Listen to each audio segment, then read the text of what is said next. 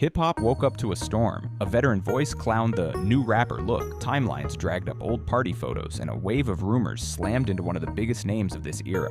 Overnight, a performance fit went from just fashion to what does this mean? And a single clip became the internet's favorite puzzle. In this video, we're unpacking how that outfit lit the fuse, why Slim Thug's rant landed so hard, what Lil Baby actually posted and deleted, how the Michael Rubin photos got pulled into the narrative, where the tattoos fit, what exes and onlookers really said, and the one scoreboard that ultimately decides who survives a viral storm. It didn't start with a diss track or a leaked DM. It started with an outfit.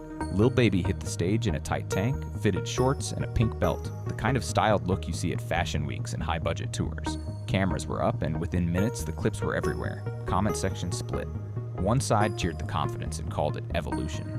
Artists taking risks, bending dress codes, playing with silhouettes. Another side shook their heads and said the era had lost its uniform of white tees and baggy denim. That clash alone would have made noise, but the clip landed in a culture already tense about image. When the fit became a meme, it also became a mirror.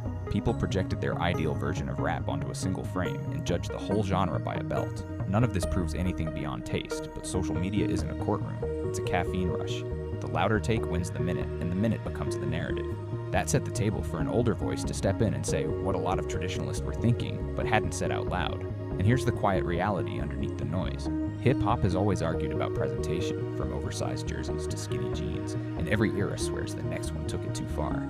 The debate is part of the DNA. Then came the voice that flipped the switch. Slim Thug didn't whisper. He stared into the lens and said the quiet part out loud for his generation. He framed the fit as evidence that the culture had drifted too far from the standards he grew up with, and he widened the scope to new rappers and their stylists. He even tossed a side note about another artist's cropped sweater to underline the point. It wasn't about one man. It was about a line he didn't want moved. Whether you agreed with him or not, you felt why it spread. He spoke with the certainty of someone who remembers when uniforms signaled tribe and a look telegraphed values. To him, aesthetics aren't a side quest. They're part of the code. And because he's from an era that prizes stoicism over spectacle, the moment read as a referendum. Fans who share that lens heard a siren. The guardrails are gone. Fans who don't share it heard a different message. You're mad at fabric because the music is thriving. Two realities, one clip. That tension is why the call-out rang like a bell and why it dragged older rumors back into the light. Style wars are never just about clothes. They're shorthand for bigger fears. Authenticity, gatekeeping, and who gets to set the rules. Now Lil Baby rarely lets chatter steer his day, but this time he tapped the brakes and posted a warning on his story about people who talk until things get real. Minutes later, it was gone. The delete did more damage than the post because screens move faster than fingers. Once a screenshot exists, the story exists, and removing it looks like a tell. The rumor machine loves moments like that.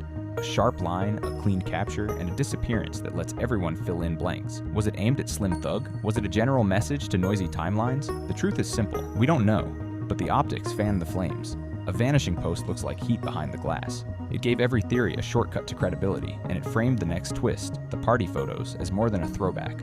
From that point forward, each new screenshot wasn't just content, it was kindling.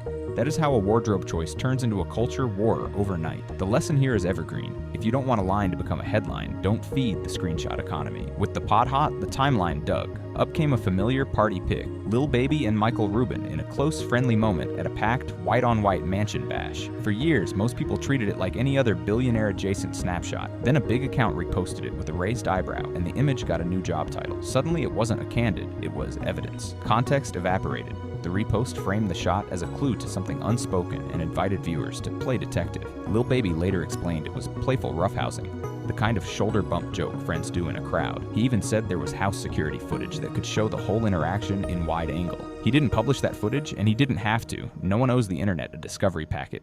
But refusing to feed the machine gave the machine an appetite.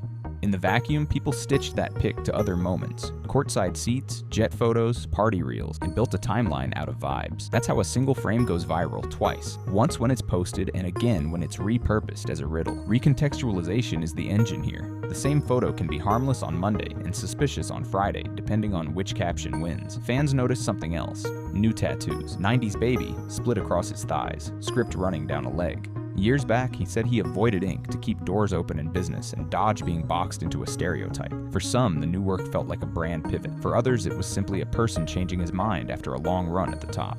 The reason it stuck in this story is simple. Every change became fuel. A performance fit became proof. A party photo became exhibit A. And tattoos became symbolism. That's how narrative gravity works online. The goalpost moves with the strongest screenshot, but body art isn't a press release, it's personal.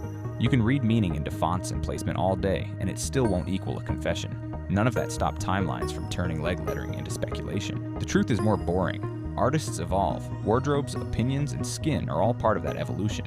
When eyes are already hunting for signals, any change looks like a code. And when you add a public promise from years ago, no tattoos, the reversal becomes a headline whether or not it deserves one. Right as the discourse peaked, a former partner posted a line about believing people after the 10th time. No name, no detail, just timing. It snapped perfectly into the narrative many viewers were building and got quoted back as if it were a sworn statement. Around the same time, a model told a podcast about a past encounter that felt off to her, suggesting she was being checked in a certain way, and left the rest to imagination. In a vacuum, these are separate, personal accounts, human, messy, and inherently limited to one perspective at one moment in the past. In a viral moment, they turn into glue. People use them to bind loosely related posts into a single storyline, and then label that storyline truth. It's compelling because it feels like proximity.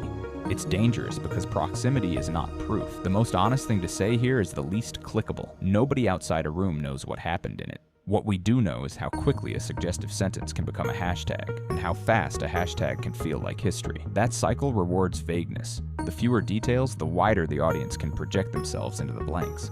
There is one detail that belongs in a serious conversation: boundaries around money and momentum. Lil Baby has openly talked about a gambling spiral, millions lost in days, and about Michael Rubin helping cut off access so he couldn't keep betting. Depending on your bias, that reads as a friend stepping in, or a powerful figure managing an investment. It can also be both: a wealthy friend with the reach to stop a bad habit before it torches a brand and a life. Either way, this is where projections grow strong. People have watched stories about moguls shaping artists for decades, some generous, some ugly, and they pour that history onto any modern pairing that looks influential. But here's the ground truth. Publicly, the outcomes that matter are simple. Did the music move? Did the booking stick? Did the partnership survive? A boundary around a vice isn't scandal. It's adulthood. You can argue about optics forever, but the calendar doesn't lie. If the machine were crumbling, you would see it in pulled slots and canceled checks. If the machine keeps humming, the rest is noise layered on top of progress. Comparisons to other famous mogul-artist relationships make for juicy thumbnails, but each situation is its own math problem with its own variables. Every viral storm claims to be a career ender. Most aren't. What decides the truth is boring and measurable. Do festivals keep him headlining? Do partners hold their campaigns? Do peers call for features? Do fans show up and rap every bar loud enough to rattle the barricade? Rumors can dent a week, but calendars and contracts decide the season. There's a reason seasoned artists don't spar with every take. They drop a record that shuts rooms up. They string together nights that feel undeniable. They let time do the sorting. That's not avoidance. That's strategy. The more a storyline depends on screenshots and tone reading, the more likely it is to fade once there's a new verse to argue about. That's how this usually ends. The music reclaims the mic. The audience votes with ears, not threads. And the industry follows the audience. If you want a quick self-check on any rumor, skip the memes and look at the metrics. First week streams, radio ads, resale prices in secondary markets, and how long a single holds in the top tiers of playlists. Strip away the commentary and keep only what's on record, and you've got a performance look that divided the room. A blunt critique from an OG that caught fire, a deleted story that made the flames jump, a party photo framed as evidence, an explanation that refused to turn private cameras into content, fresh ink treated like a thesis, and a couple of vague, well-timed anecdotes. That's not nothing. It's also not proof of anything beyond the internet's talent for weaving loose threads into a carpet. The balanced read is simple. Image evolves, elders react, timelines speculate, and careers are built or broken by the only things that scale: songs, shows, and staying power. If you're looking for a prediction, it's this. The next real update won't come from a screenshot. It'll come from a verse that drowns the noise, or from silence that lasts long enough to prove the noise never mattered. Until then, remember the oldest media trick in the book. The spiciest caption usually costs the least to write and the most to unlearn.